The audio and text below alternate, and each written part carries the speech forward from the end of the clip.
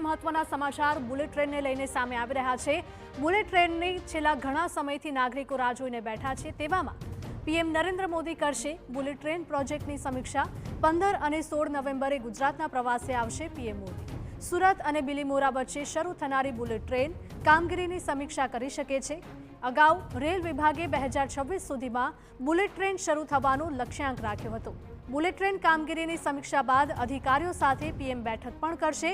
રાજ્યના દક્ષિણ ભાગથી લઈને મુંબઈ સુધીના કામ અંગે પણ તાગ મેળવશે।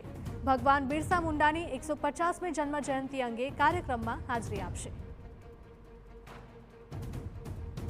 સંવાદદાતા રોનક જોડાયા છે ફોન લાઈન પર વધુ અપડેટ સાથે। રોનક, જણાવશો કે જે પ્રકારે રેલ વિભાગ દ્વારા ખાતરી આપવામાં આવી હતી કે 2026 સુધીમાં બુલેટ ટ્રેનની કામગીરી પૂર્ણ થઈ જશે, પીએમ મોદી પણ ખુદ તાગ મેળવવાના છે, શું વધારે અપડેટ?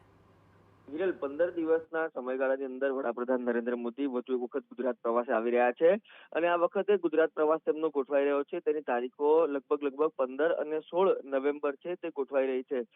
ગુજરાત પ્રવાસ દરમિયાન વડાપ્રધાન નરેન્દ્ર મોદી છે તેઓ સુરતમાં જે ભગવાન બિરસા મુંડાની 150મી જયંતિ છે તેમના કાર્યક્રમમાં હાજરી આપશે અને ત્યારબાદ તેમનો જે ડ્રીમ પ્રોજેક્ટ છે જે દેશભરમાં ચર્ચામાં રહ્યો છે, આ ઉપરાંત આંતરરાષ્ટ્રીય સ્તરે પણ તેમની અનેક વખત ચર્ચા થઈ છે તેવા અમદાવાદ અને મુંબઈ વચ્ચે શરૂ થનારી બુલેટ ટ્રેન પ્રોજેક્ટની તેઓ સમીક્ષા કરશે।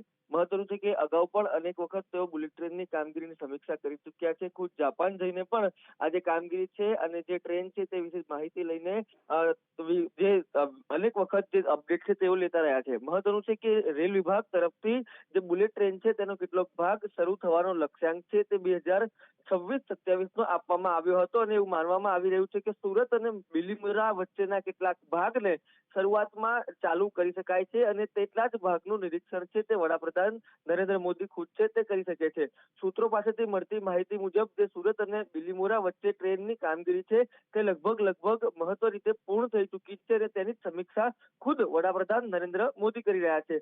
મહત્વનો પ્રોજેક્ટ એટલા માટે છે કે પીએમ જ્યારે ગુજરાતથી દિલ્હી ગયા ત્યારથી લઈને અત્યાર સુધી બુલેટ ટ્રેનની જે અનેક ચર્ચાઓ થઈ હતી, વિપક્ષ દ્વારા પણ અનેક સવાલો ઉભા કરવામાં આવ્યા હતા। ખાસ કરીને રાહુલ ગાંધી સહિતના નેતાઓએ કીધું હતું કે કંઈ પણ થઈ જાય, બુલેટ ટ્રેન ગુજરાતમાં નહીં આવે। ઉપરાંત મહારાષ્ટ્રમાં જે રાજકીય ઉથલપાથલ હતી તેના લીધે પણ બુલેટ ટ્રેનની કામગીરી છે તેને વેગ નહોતો મળ્યો, પરંતુ હવે જ્યારે બુલેટ ટ્રેનની કામગીરી પૂર ઝડપે આગળ ચાલી રહી છે ત્યારે વડાપ્રધાન ખુદ ગુજરાત આવશે અને આ પ્રોજેક્ટની સમીક્ષા કરશે।